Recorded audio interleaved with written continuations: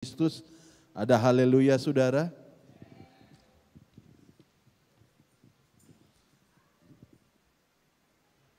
Saya katakan bahwa selamat Hari Bapa. Hari ini Bapak-bapak diperingatkan di seluruh dunia tentang peranan seorang Bapa. Saudara, mari kita melihat firman Tuhan dalam Kitab Nehemia pasal 4 ayat 13 sampai ayat yang ke-23. Kitab Nehemia pasal 4 ayat 13 sampai ayat 23. Kita simak bersama-sama firman Tuhan yang diambil pada hari ini sempena Hari Bapa. Tetapi bukan hanya untuk bapak-bapak saja, tetapi untuk semua jemaat Tuhan yang hadir pada pagi ini. Nehemia pasal 4 ayat 13 sampai ayat 23 berbunyi demikian. Maka aku tempatkan rakyat menurut kaum keluarganya dengan pedang, tombak, dan panah di bagian-bagian yang paling rendah dari tempat itu. Di belakang tembok, di tempat-tempat yang terbuka. Kuamati semuanya lalu bangun berdiri dan berkata kepada para pemuka dan para penguasa dan kepada orang-orang yang lain, jangan kamu takut terhadap mereka, ingatlah kepada Tuhan yang maha besar dan dahsyat, dan berperanglah untuk saudara-saudaramu, untuk anak-anak laki-laki dan anak-anak perempuanmu, untuk istrimu dan rumahmu. Ketika didengar musuh kami bahwa rencana mereka sudah kami ketahui dan bahwa Allah telah menggagalkannya, maka dapatlah kami semua kembali ke tembok, masing-masing ke pekerjaannya. Sejak hari itu sebagian daripada anak buahku melakukan pekerjaan, dan sebagian yang lain memegang tombak, perisai dan panah, dan mengenakan baju zirah, sedang para pemimpin berdiri di belakang segenap kaum Yahuda. Yang membangun tembok, orang-orang yang memikul dan mengangkut, melakukan pekerjaannya dengan satu tangan, dan dengan tangan yang lain mereka memegang senjata. Setiap orang membangun pekerjaan dengan berikatkan pedang pada pinggangnya. Dan di sampingku berdiri peniup sangkakala. Berkatalah aku kepada para pemuka dan para penguasa dan kepada orang-orang yang lain, pekerjaan ini besar dan luas, dan kita terpencar pada tembok yang satu jauh dari yang lain. Dan kalau kamu mendengar bunyi sangkakala di satu tempat, berkumpullah ke sana mendapatkan kami, Allah kita akan berperang bagi kita. Demikianlah kami melakukan pekerjaan itu, sedang sebagian daripada orang-orang yang memegang tombak dari mereka fajar sampai terbit bintang-bintang. Pada waktu itu juga aku berikan perintah kepada rakyat, setiap orang dengan anak buahnya harus bermalam di Yerusalem, supaya mereka mengadakan penjagaan bagi kami pada malam hari dan melakukan pekerjaannya pada siang hari. Demikianlah aku sendiri, saudara-saudaraku, anak buahku dan para penjaga yang mengikuti aku. Kami semua tidak sempat menanggalkan pakaian kami, setiap orang memegang senjata dengan tangan kanan.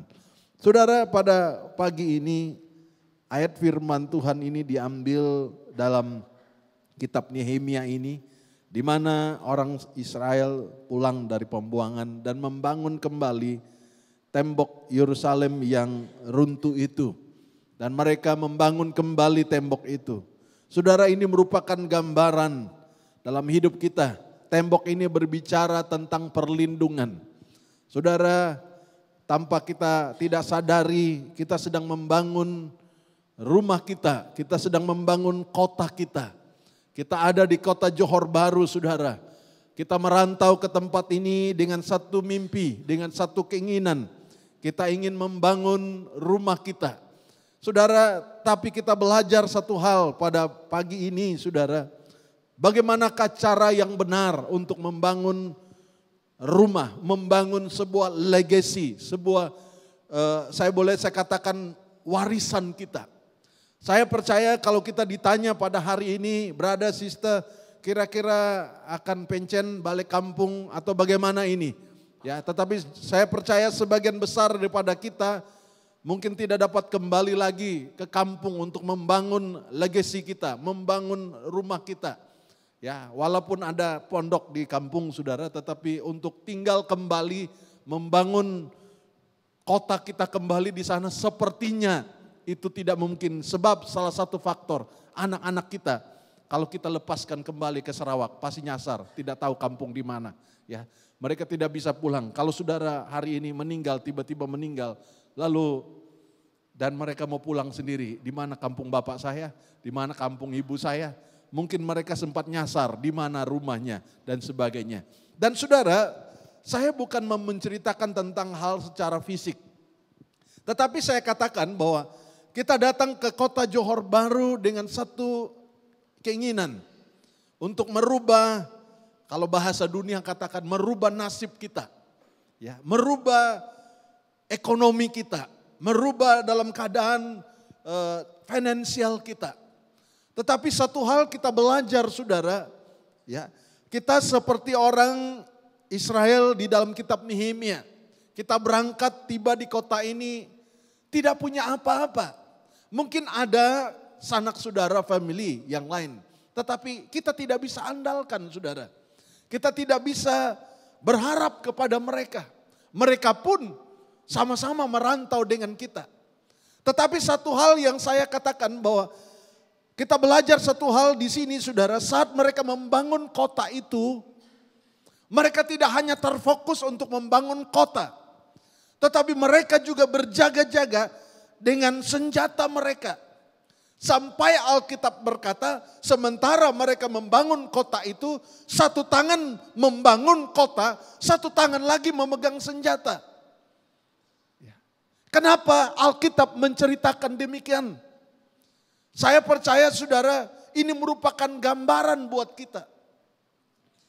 Alkitab itu tidak hanya sekadar mencatat supaya kitabnya tebal. Tetapi ada pelajaran rohani yang dapat kita tarik di dalam Alkitab kita. Itulah Alkitab kita itu dahsyat dan luar biasa.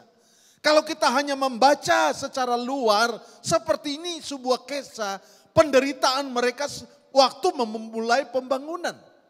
Tetapi kalau kita menarik hal yang lebih dalam saudara. Saya percaya kalau saudara disuruh kerja, mana mungkin saudara satu tangan kerja lalu satu tangan pegang senjata. Itu tidak maksimal. Tetapi Alkitab mencatat situasi mereka. Mereka tidak ada pilihan. Mereka harus balance, bekerja dan juga siap untuk berperang. Tentu Alkitab kita mencatat peperangan kita bukan melawan tubuh dan darah ini. Tetapi kita berperang secara rohani. Penguasa-penguasa roh yang kita tidak lihat, yang harus kita perangi setiap hari. Ada hal-hal yang mau menjatuhkan kita. Ada banyak orang saudara, dia lihai dalam berdagang. Dia pandai untuk membangun rumah, tetapi rohaninya hancur. Kehidupan rohaninya jauh dari Tuhan. Dan dia hanya terfokus untuk membangun hal-hal fisik. Dia pandai berdagang, dia pandai bekerja. Tetapi dalam hal yang lain rohaninya hancur. Dan dia tidak bisa bertahan saudara. Rumah tangganya tidak utuh. Kenapa? Karena dia hanya fokus untuk membangun hal-hal yang jasmani. Mari pada hari ini kita saudara, kita pelajari dari kitab Nehemia ini. Kita jago bekerja secara jasmani, tetapi rohani pun kita harus perjuangkan dengan sungguh-sungguh. Amin saudara. Ya. Jangan sampai nama kita terkenal pandai bekerja, tetapi rohani kita hancur saudara. Dan hal itu akan merugikan kita. Sebab saudara, Berkat itu datang dari Tuhan. Nanti kita akan lihat bahwa kalau kita hidup sungguh-sungguh di dalam Tuhan, semua itu sudah Tuhan siapkan buat kita. Kita tidak melihat sekarang, tadi kita nyanyikan apa yang tidak dilihat oleh mata. Apa yang tidak pernah didengar oleh telinga. Yang tidak pernah timbul dalam hati. Tuhan sudah siapkan bagi orang yang percaya kepadanya. Itu harus saudara imani dalam hidup saudara. Amin saudara. Itu harus saudara miliki, percaya bahwa Tuhan menyediakan sesuatu yang di luar jangkauan pikiran kita. Tuhan siapkan yang terbaik. Tetapi jangan lupa saudara. Ada hal-hal rohani yang perlu kita perjuangkan. Saya katakan kepada kita pada hari ini, kalau kita tiba di hari ini tanggal 15 ya, bulan Juni ini saudara, di tahun 2025. Itu semua anugerah dan kemurahan Tuhan. Ya, saya merantau ke Johor Bahru tahun 89. Mungkin ada beberapa anak-anak kita yang belum lahir tahun 89. Ya. Bayang-bayang pun belum ada karena papa mamamu belum pacaran. Ya. Jadi tahun 89 saya datang ke Johor Bahru. Hanya bawa kantong kecil. Ya, kalau nonton film P. Ramlee, Pendekar Bujang Lapuk, nah saya terbayang kira-kira begitulah bag yang saya bawa. Hanya satu bag, hanya beberapa helai pakaian. Ya. Tapi kalau tiba hari ini, almari saya sampai saya bilang sama istri saya, tolonglah lipat seluar panjang ini jangan ditaruh sini. Karena sudah menumpuk makin tinggi saudara. Ya. Jadi kalau saya buka almari saya ingat Pendekar Bujang Lapuk. Hanya beberapa helai baju datang tahun 89. Tetapi hari ini Tuhan berkati dengan luar biasa. Tetapi saya tidak pernah lupa. Waktu tiba di Johor Bahru, yang menarik saya, karena waktu kerja di Brunei dulu saudara, kita sempat beberapa teman-teman ya bincang-bincang. Ceritanya begini saudara, kita ceritakan begini. Salah satu teman saya bilang begini, katanya kalau kita baca Alkitab ini, dari Kejadian sampai Wahyu, selesai baca Alkitab, sesuatu akan terjadi kepada kita yang membacanya sampai selesai. Tapi waktu itu nggak pernah terjadi, saudara, karena kita masih bayat, ya. Jadi setiap minggu birthday, ya. Jadi nggak pernah selesai.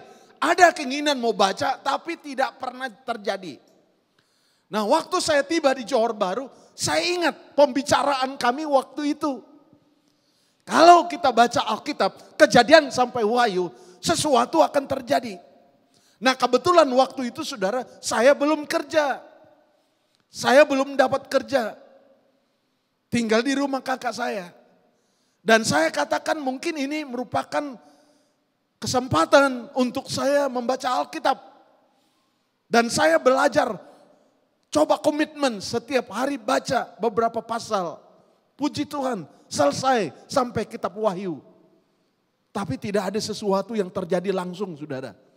Tetapi saya percaya waktu kita mulai membangun hal rohani. Tidak langsung terjadi sesuatu tiba-tiba begitu kitab Wahyu selesai tiba-tiba petir meletup. Ya, pow, terjadi sesuatu. Tidak ada, nothing happen. Tapi tahukah saudara? Firman itu tidak pernah gagal. Amin. Firman itu tidak akan pernah jatuh sia-sia. Hari demi hari, minggu demi minggu, bulan demi bulan.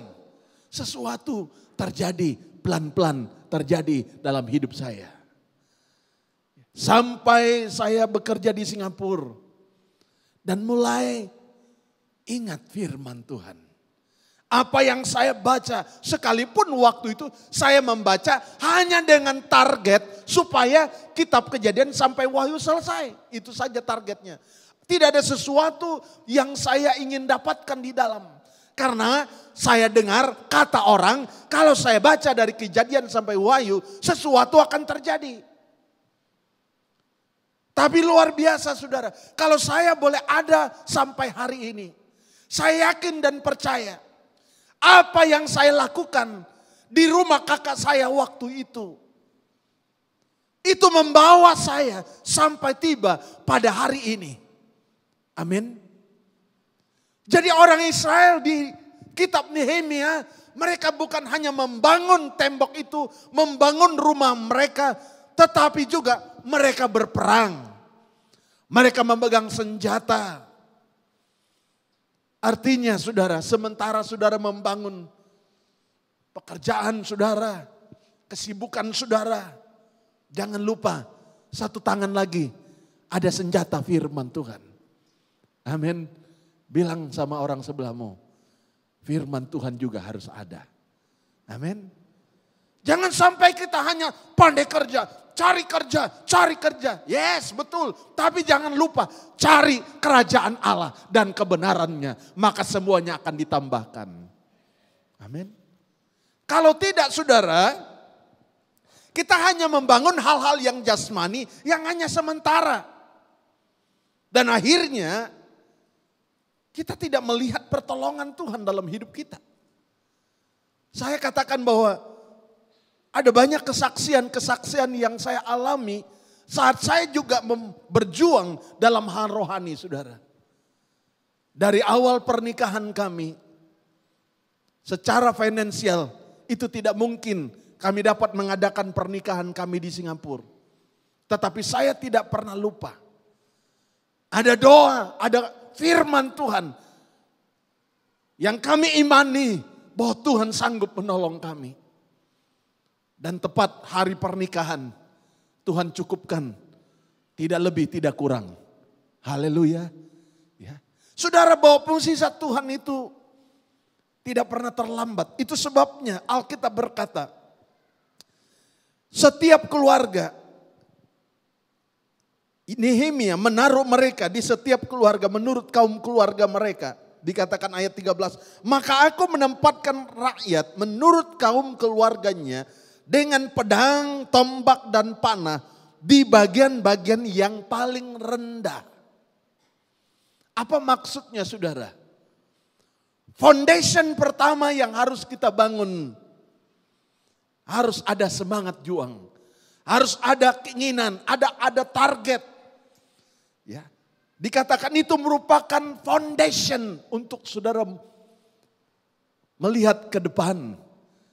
Kalau saudara di foundationnya tidak ada, lalu ditanya, brother, kok boleh tiba di Johor Bahru itu bagaimana ceritanya? Ya, lalu saudara jawab begini, saya pun tak tahu loh brother. Saya waktu itu di ladang tiba-tiba saya tiba di Johor Bahru, nggak tahu saya tujuannya apa. Ya. Nah, itu nggak punya tujuan saudara, terpaksa. Ya. Ada teman saya sama-sama lebih kurang sama saya waktu itu datang ke Johor Bahru. Karena nggak punya tujuan. Balik dia. Lalu ditanya, kenapa pulang? Tak ada tempat main bola dia bilang. Ya, selesailah.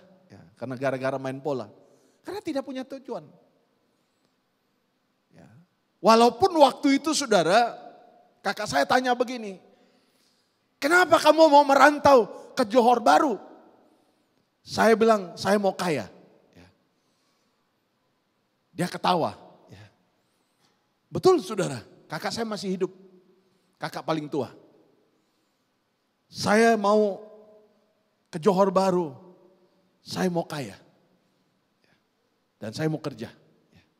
Saudara, tidak terpikir memang. Ya. Education yang terbatas. Skill yang tidak ada. Kalau joget adalah saudara, ya. Tapi skill lain tidak tahu. Ya. Makanya waktu interview, Toke tanya, kamu mau kerja apa? Jawabannya, apa-apa saja. Ya. Lalu Toke bilang, kalau macam itu kau jadi Toke lah. Ya. Karena apa-apa saja mau kerja. Ya. Karena gak punya skill saudara. Kalau saya punya skill, saya kasih tahu, saya punya kemahiran ini. Tapi tidak punya skill. Ya. Kalau kulikang, dialah. Semua orang punya skill kulikang, tinggal angkat saja kan. Ya. Tapi kalau skill yang spesifik nggak punya. Tapi saya percaya saudara, waktu Tuhan menuntun hidup kita. Saya waktu itu saudara, ya maaf saya bukan mau menyinggung saudara. Waktu saya membaca Alkitab itu, yang paling menarik pembacaan saya dari kitab Kejadian sampai Wahyu, saya sangat tertarik sekali melihat pasal 3 ayat 10 saudara. Sorry saya bukan nembak, bukan. Ya. Tetapi saya begitu susah mau tidur. Melihat pasal 3 itu boleh katakan mengganggu mau tidur. Karena waktu saya membaca itu Alkitab berkata, bawalah persembahan persepuluhanmu itu ke rumah perbendaharaan. Supaya ada persediaan makanan. Dan ujilah aku. Apakah aku tidak membukakan tingkap-tingkap langit. Dan mencurahkan kepadamu sampai berkelimpahan. Lalu saya mulai katakan dalam hati. Ini ayat saya pegang. Ini ayat saya percaya. Bahwa Tuhan dapat membukakan tingkap-tingkap langit saat saya membawa persembahan persepuluhan saya ke rumah Tuhan. Amin saudara. Ya aminnya berat sekali, ya terserah saudara, saya enggak paksa. Tetapi saya bersyukur saudara, Alkitab itu tidak pernah batal. Saya sangat percaya. Dan itu sebabnya perpuluhan pertama saya waktu itu dapat kerja kilang kotak. Persepuluhan pertama saya tidak pernah lupa. 25 ringgit. Itu merupakan titik awal persembahan persepuluhan yang saya bawa ke rumah Tuhan. Tetapi saya waktu itu merasa luar biasa saudara. Kenapa? Karena saat saya membawa dengan iman 25 ringgit. Perpuluhan yang saya bawa. Yang saya tabur itu membawa saya sampai hari ini berdiri tanpa kekurangan suatu apapun. Amin saudara. Jadi orang Israel diberikan arahan. Ya, setiap keluarga mereka harus berjuang. Itu merupakan tempat yang paling rendah, foundation awal. Jadi para anak muda yang mau membangun rumah tangga, apa yang harus perjuangan saudara? Waktu kami mendirikan rumah tangga, perjuangan itu cukup berat. Karena nggak punya apa-apa. Belum punya jemaat, belum punya sidang, belum ada pengembalaan waktu itu. Dan kami harus menjual ya pemberian pernikahan kami, ada beberapa emas yang diberi oleh saudara, keluarga. Istri saya katakan ini emas hadiah pernikahan kita yang diberi oleh keluarga. Juallah ini untuk modal kita, untuk hidup. Kita tidak mau numpang di rumah orang hanya makan dengan orang. Tetapi kita juga harus ada uang belanja untuk membeli beras. Sempat 3 bulan.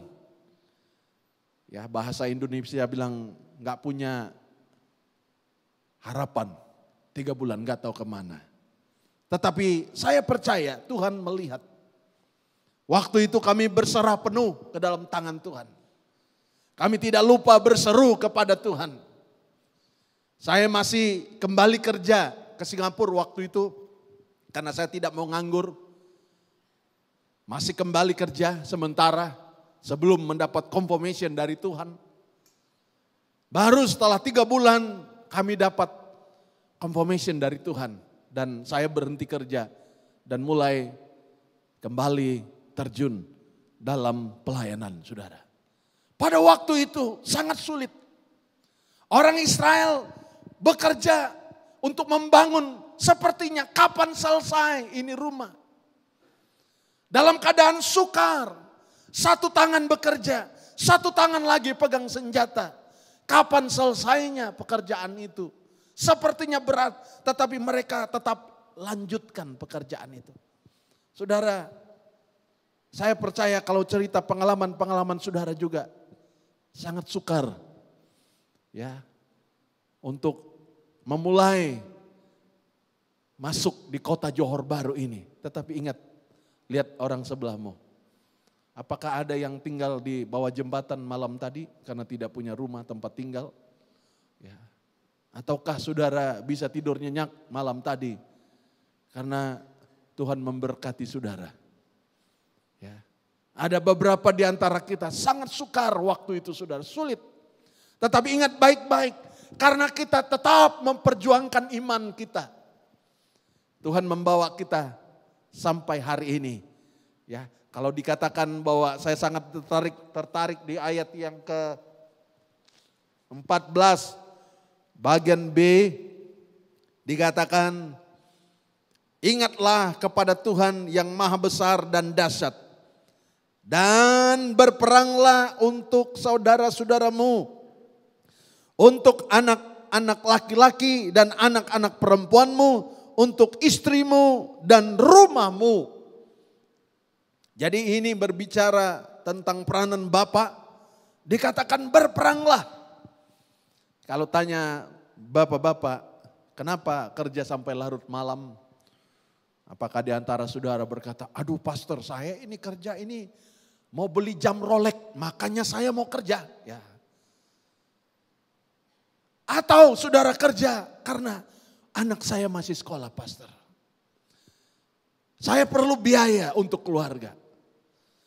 Jadi Nehemia katakan berperang untuk siapa? Bukan untuk dirimu. Berperang untuk saudara-saudaramu, untuk anak-anak laki-laki dan anak-anak perempuan dan istrimu dan rumahmu.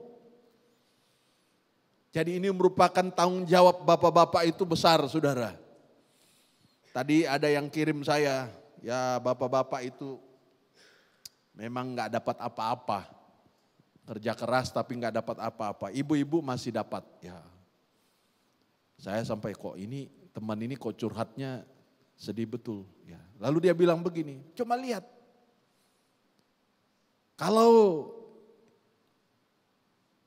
ada namanya ibu kota, mana ada bapak kota? Ya. Aduh. Ya.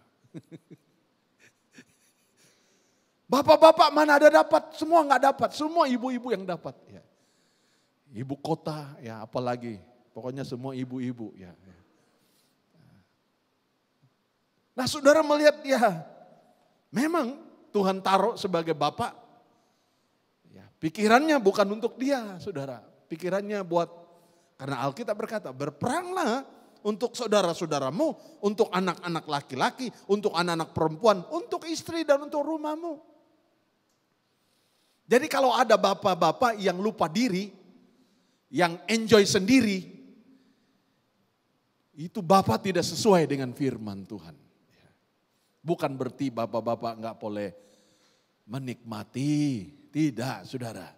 Tapi kalau sudah lupa diri, lupa rumah, ya. Nah itu bapak sudah tidak sesuai firman Tuhan. Memang Tuhan taruh bapak-bapak itu memang tanggung jawab besar saudara. Makanya banyak bapak-bapak banyak hilang rambut karena banyak pikir saudara. Ya.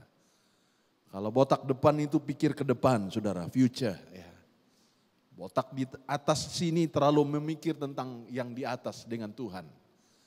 Botak di belakang itu berpikir masa lalu. Ya, saudara. Yang botak semua itu komplit saudara. Ya. Ya. Memang saudara, pikiran banyak. Ini belum selesai, ini belum bayar, ini belum itu. Ya. Kemarin anak saya renungan firman Tuhan, dia bilang, aduh waktu saya jauh dari Bapak, jauh dari rumah keluarga, saya harus ingat bayar internet. Saya harus bayar uang letrek. Saya harus bayar uang sewa. Saya harus hitung-hitung makan berapa duit. Karena jauh dari keluarga.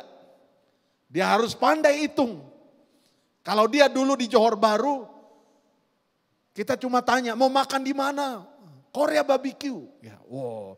Karena dia nggak bayar saudara, yang bayar kita. Ya.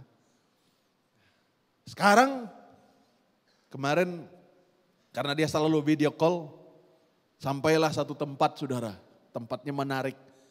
Saya bilang karena dia video call, kayaknya bayar itu nak, bayar. Waktu dia lihat, oh iya benar bayar. Berapa bayarnya? $15 untuk dewasa. Dia nggak jadi masuk saudara. Dia bilang lain kali nggak jadi masuk. Dia cuma lihat dari luar, oh ya besar ya, bagus ya tempatnya. Tapi nggak berani masuk. Coba kalau dengan bapaknya. Ya. Pasti masuk. Kenapa? Bukan dia yang bayar, bapaknya yang bayar. Ya saudara. Saya dalam hati mau ketawa, $15 nggak berani masuk. Dia pikir-pikir uang makan. Ya. Oh lain kali dia bilang, ya lain kali. Tunggu nanti Daddy datang baru kita masuk. Dalam hati saya, kenapa perlu saya datang baru kau masuk di situ. Ya. Tapi itulah saudara. Tuhan berkata, disuruhnya kita bapak-bapak saudara berperang. Dan saya percaya ini Alkitab tidak hanya secara fisik kepada kita sebagai bapak-bapak. Tetapi ada tanggung jawab yang Tuhan taruh dalam hidup kita. Kita harus berjuang, berperang. Berperang untuk keluarga kita, berperang. Saudara, anak-anak muda satu hari nanti saudara punya keluarga sendiri. Itu sebabnya para orang tua, jangan kecil hati. Kalau anak-anakmu, ya nanti kalau sudah berkeluarga, dia sibuk dengan keluarganya sendiri. Itu tidak hal yang normal saudara. Karena ada satu ibu datang kepada kami, dia kecewa dengan anaknya. Ya, karena tadi anaknya mereka buat perbincangan. Nanti kalau kita beli rumah sama-sama bayar ya. Ya bapak mau bayar sekian, kau bayar sekian. Tak lama anaknya kawin saudara, nikah. Ya. Lalu enggak mau tinggal di situ, berarti tak bayar di situ kan, tak bayar. Ya. Dia cari rumah lain, dia kecewa. Ya, tidak sesuai dengan perjanjian. Ya, kita bilang, jangan kecewa, jangan berharap. Bagus dia punya rumah tangga sendiri, dia urus bagus itu. Jangan sampai kita berharap kepada manusia, saudara. Waktu anak saya praktek di Indonesia, dia cerita ada satu ibu stres, saudara. Gila, boleh dikatakan gila. Kenapa?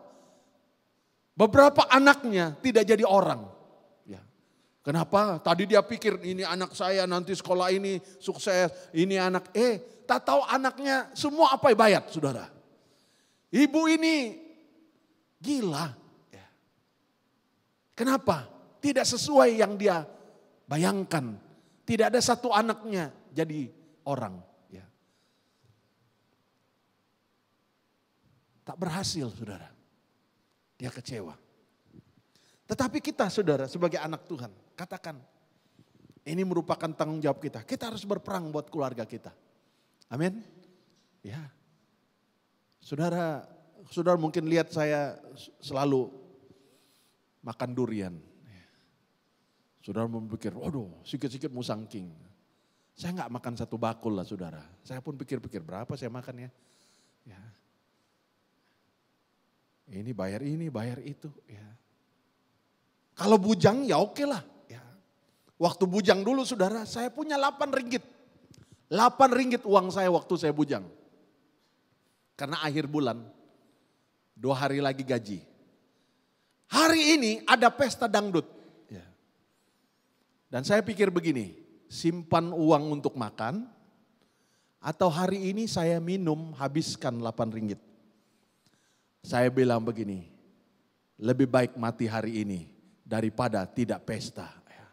8 ringgit saya habiskan semua untuk pesta. Waktu itu brandy masih murah, ada 2 ringgit 1 pack. Ya. Coca-Cola masih murah, jadi brandy masuk ke cola, ya keracunan sedikit saudara, mabuknya panjang. Ya. Masih bisa beli waktu itu. Bayangkan, saya pikir bodoh sekali ya. Dalam hati, karena dangdut ini nggak bisa lepas ini sudah tak ada dangdut, lebih baik mati hari ini. Ya. Itu dulu waktu bujang, tapi sekarang sudah bertobat percaya kepada Tuhan saudara. Aduh pikir panjang dulu saudara, nggak seperti dulu. Nah saudara melihat kita harus berjuang memang. Ingat keluargamu, saudaramu, orang tuamu. Kalau di sini katakan berperang untuk anak laki-laki dan anak perempuan. Anak-anak juga harus berperang buat keluarga. Kalau mereka belum percaya kepada Tuhan, berperang buat mereka, menangkan jiwa mereka. Saya katakan orang yang paling dekat adalah keluarga kita sendiri. Jangan saudara katakan, nah nanti dia dimenangkan oleh kawannya. Nanti dia bertobat karena kawannya. Tidak, saudaralah yang harus mendampingi mereka. Saudaralah yang harus merangkul mereka. Terus terang saudara, kalau 2 anak kami masuk sekolah Alkitab, melayani sebagai hamba Tuhan. Saudara jangan berpikir, anak pendeta memang. Tidak, ada banyak anak pendeta. Tidak melayani. Mereka struggle jadi anak pendeta. Tanya sama anak saya, apa dia bangga jadi anak pendeta? Dulu, jangan sekarang, dulu. Malu waktu ditanya, pekerjaan bapakmu apa? Tidak pernah jawab. Nggak mau jawab, malu. Kenapa? Mereka struggle. Tetapi kami tidak pernah berhenti untuk mendampingi mereka. Terus merangkul mereka, berbicara kepada mereka, pelan-pelan berbicara. Saudara, kalau anak saudara belum dimenangkan, keluargamu belum dimenangkan, orang yang paling dekat, yang punya potensi besar adalah saudara sendiri, satu keluarga. Itu merupakan kesempatan yang terbaik. Amin. Itu sebabnya Alkitab berkata, berperang buat keluargamu, berperang buat rumahmu. Saudara jangan biarkan. Ya, saya ketawa ada teman saya, hamba Tuhan. Dia post di video, rumahnya bocor.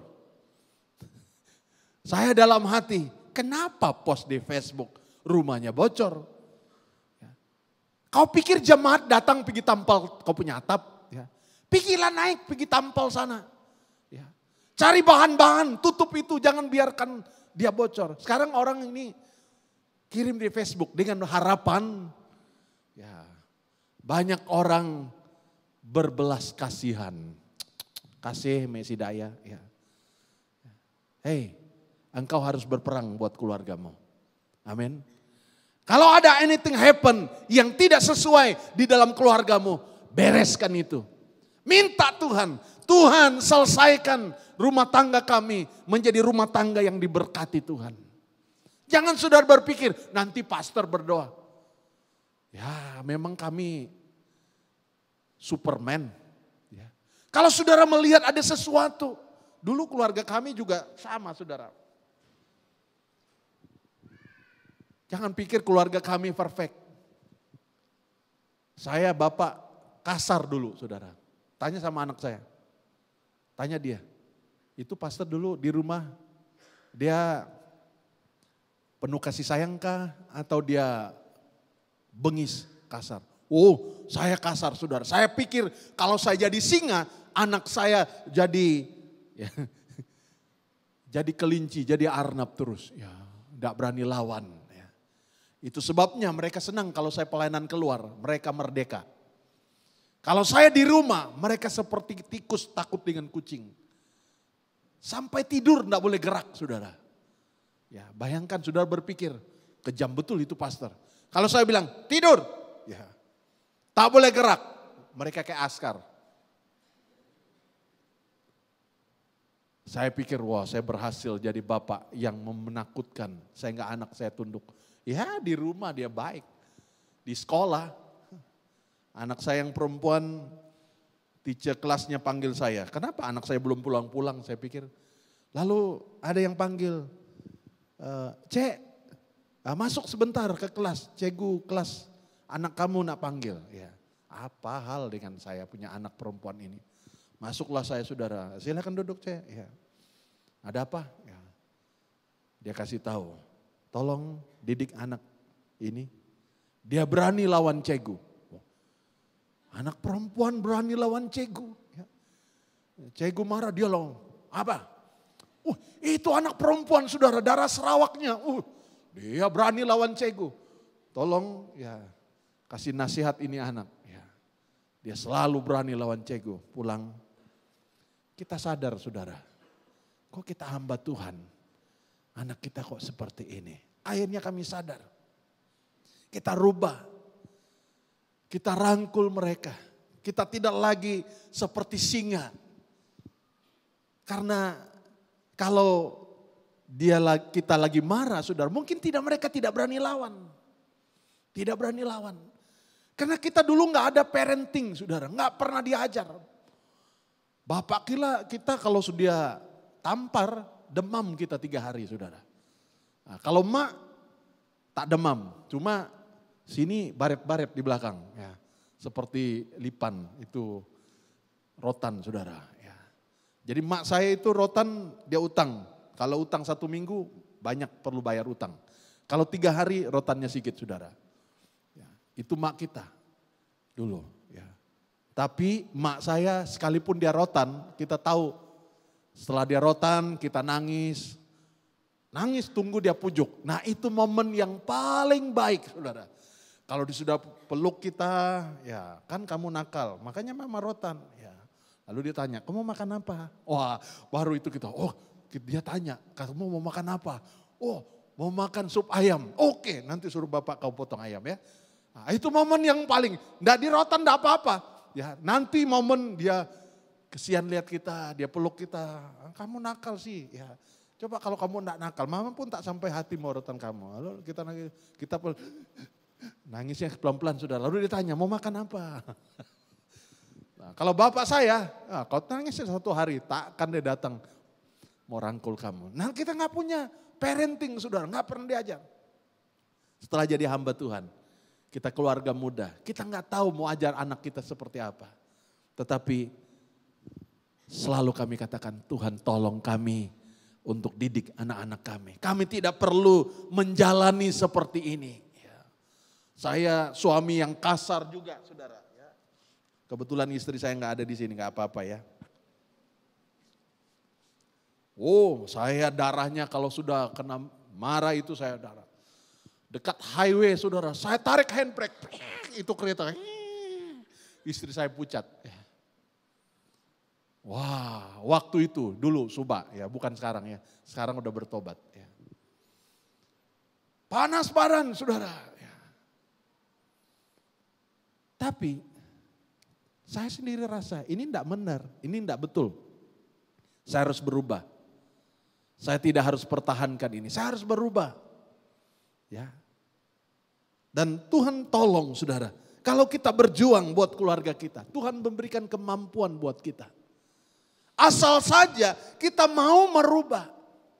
Peperangan ini menyebutkan ada kuasa-kuasa kegelapan yang coba menghancurkan rumah tangga kita, yang membuat rumah tangga kita tidak sejahtera, yang membuat rumah tangga kita bagaikan neraka. Itu sesuatu dari kuasa kegelapan. Apakah saudara berkata, oh beginilah nasib kami? Tidak, perjuangkan itu. Ada sesuatu yang tidak beres, perbetulkan itu. Minta kekuatan dari Tuhan, kemampuan dari Tuhan untuk menyelesaikan rumah tangga saudara. Sehingga rumah tangga saudara menjadi rumah tangga yang harmonis. Amin saudara. Tidak sempurna memang saudara. Itu sebabnya hari-hari ini kami mengalami proses yang panjang memang. Tetapi saya bersyukur kalau hari ini Tuhan pulihkan dengan luar biasa. Jadi kalau telepon dengan anak-anak itu, khususnya anak kami yang jauh sekarang, tidak akan berkata, I love you. Ya. Memang harus jauh baru sebut I love you saudara. Di rumah ketemu kita nggak pernah dia bilang I love you. Harus jauh-jauh memang baru bilang. Coba saudara suaminya lagi overseas, bagaimana? Wah, I love you. Ya. Ya. Tapi memang proses memang. Ya. Tapi kita melihat Alkitab berkata harus kerjakan itu. Mereka lakukan pekerjaan mereka, ayat 17 katakan, yang membangun tembok, orang-orang yang memikul dan mengangkut. Melakukan pekerjaannya dengan satu tangan dan dengan tangan yang lain memegang senjata. Setiap orang yang membangun pekerjaan dengan berikat pinggangkan pada pinggangnya pedang, saudara. Bayangkan hari-hari ini perjuangkan buat keluarga saudara. Perjuangkan rumah tanggamu.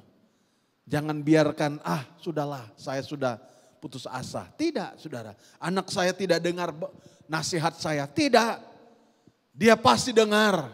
Bukan dengan kekerasan. Tetapi rangkul dengan kasih Tuhan. Minta kekuatan dari Tuhan. Berbicara dengan dia baik-baik. Saya percaya tidak ada hati yang terlalu keras sehingga tidak dapat dipulihkan. Amin, saudara. Tidak ada satu persoalan rumah tangga yang tidak dapat diselesaikan. Kuncinya, maukah saudara merendahkan diri di hadapan Tuhan dan Tuhan akan memulihkan saudara. Dalam Yosua, saudara, kenapa saya katakan saudara perlu berperang buat keluarga saudara? Kenapa?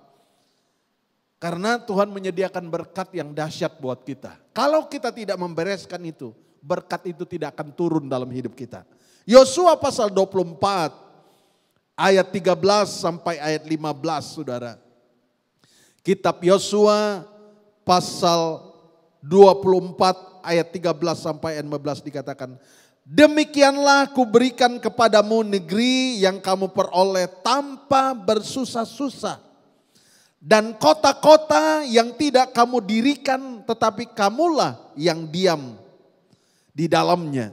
Juga kebun-kebun anggur dan kebun-kebun zaitun yang tidak kamu tanami, kamulah yang memakan hasilnya.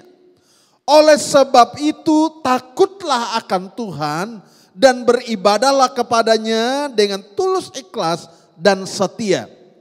Jauhilah Allah yang kepadanya nenek moyangmu telah beribadah di seberang sungai Efrat di Mesir dan beribadah kepada Tuhan.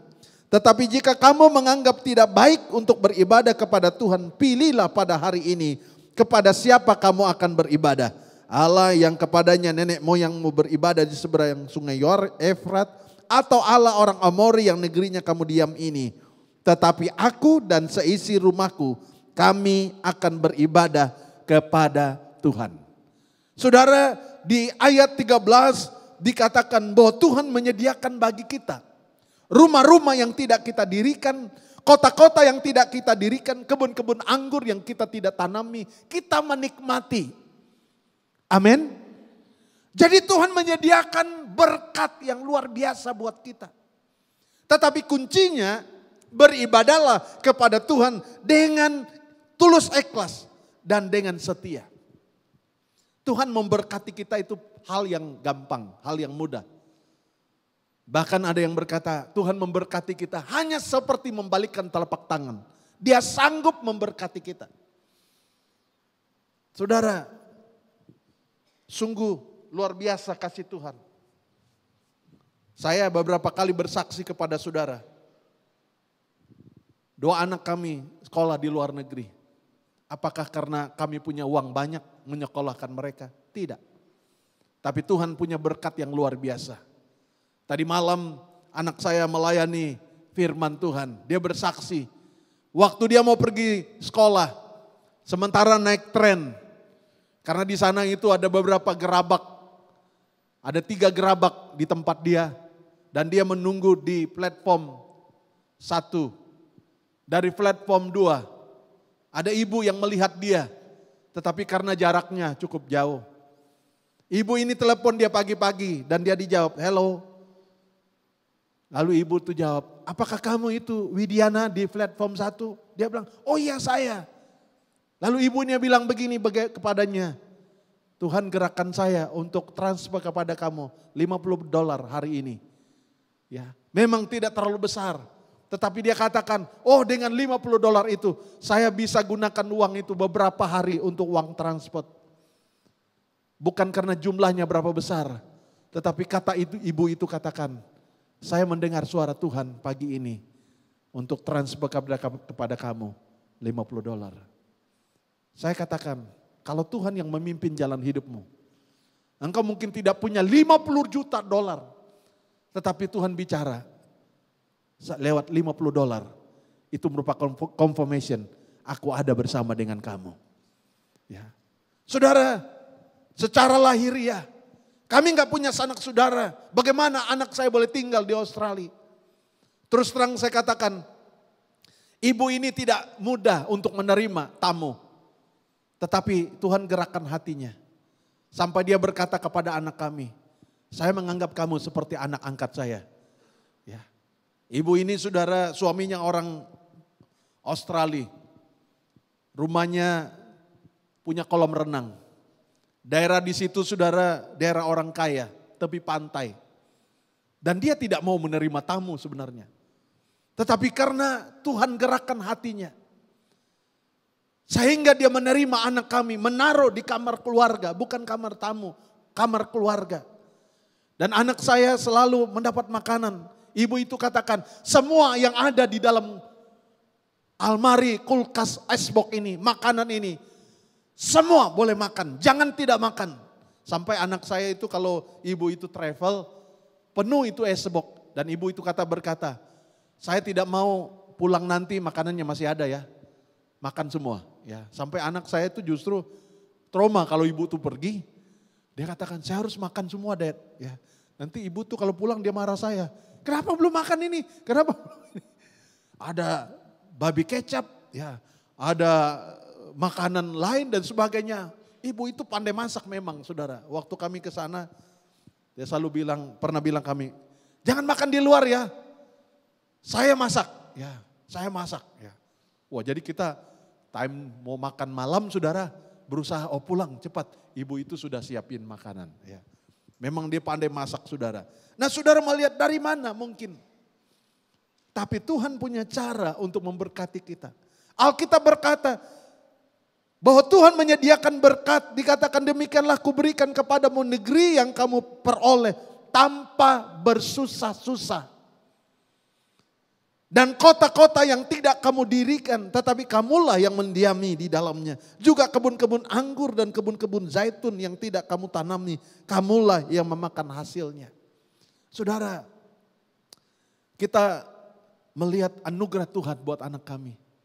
Terus terang saudara, karena dia cuti sekolah 2 bulan, dia katakan, Dad doain, aku gak balik Malaysia tapi cari kesempatan untuk kerja. Interview lah di beberapa saudara. Padahal di sana itu susah juga mau dapat kerja sekarang saudara. Ya, dapatlah dia di tempat restoran. Tetapi dia katakan, masa saya di restoran terus? Saya bilang berdoalah. Tuhan buka jalan di tempat yang lain. Dia dipanggil, diajar anak-anak saudara. Seperti di Johor Bahru dulu. Ada sekolah yang panggil dia. Ya, tapi dia perlu surat pernyataan dari polis bahwa dia itu bebas kriminal. Perlu ada surat itu saudara. Ya. Dan dia katakan, aduh saya kan piano. Saya bilang berdoa. Pergi ke kedai sekolah musik. Diterima saudara. Ya, sampai sekolah musiknya dikatakan, kapan kamu mau datang? Karena mereka punya murid saudara, dikasih murid baru, dia yang ajar saudara. Dari mana?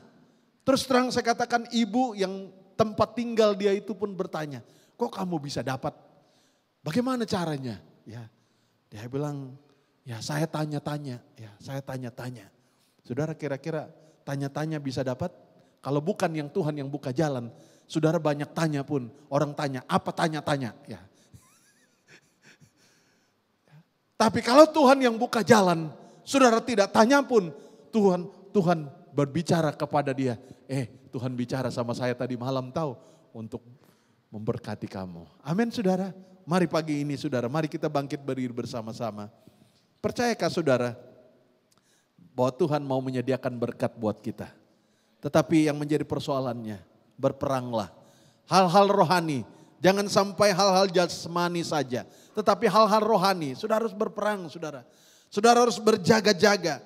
Kuasa kegelapan ingin menjatuhkan engkau. Kuasa kegelapan ingin menjauhkan engkau dari kasih Tuhan. Tetapi saat engkau melihat dengan mata iman, saya katakan bahwa Tuhan tidak membiarkan engkau. Bahwa Tuhan menyediakan berkat yang luar biasa bagimu. Tetapi apakah engkau mengasihi Tuhan dengan segenap hati? Apakah engkau melayani Dia dengan ketulusan hatimu? Itu yang Tuhan minta saudara. Berkat itu datang dari Tuhan. Saat tidak mungkin, mungkin bagi Tuhan.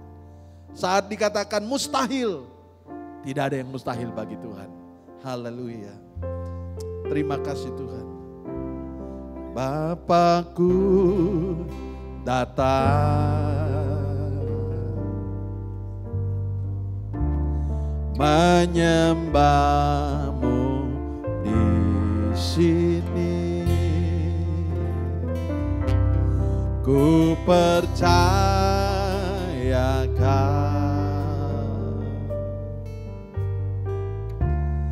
ada bagiku.